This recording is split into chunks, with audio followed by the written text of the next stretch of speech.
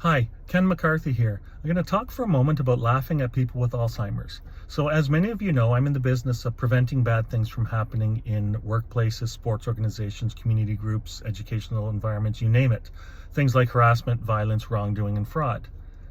I was recently in conversations with people at a retirement facility, and we're talking about how do they protect their own employees? So make sure they have things like policies in place, they have proper training in place, they have response systems in place to investigate incidents if they occur. We started talking about incidents of harassment, violence, bullying between employees and residents, members of the public and employees, you name it. And certainly anybody who has a loved one in a retirement facility probably would want to make sure that they're appropriately cared for and treated with dignity.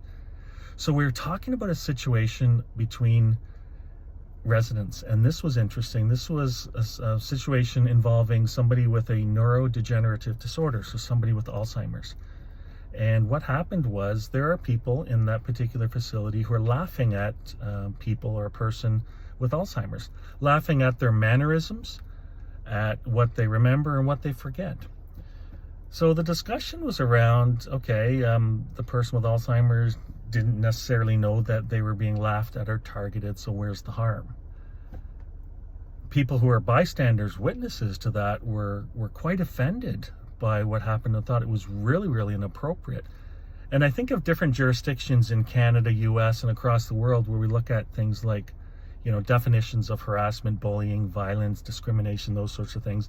And there's often a scenario or a nuance of someone doing something, saying something that they knew or ought to have known would have caused harm, would have been offensive, you name it. And so that particular scenario, wow, that is really, really inappropriate sounding, isn't it, on the surface?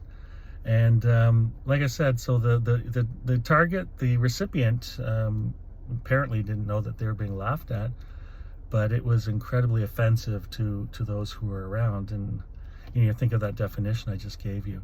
So that was interesting. I wasn't expecting that conversation to take place today. We certainly were talking about employees, but I did extend it to residents.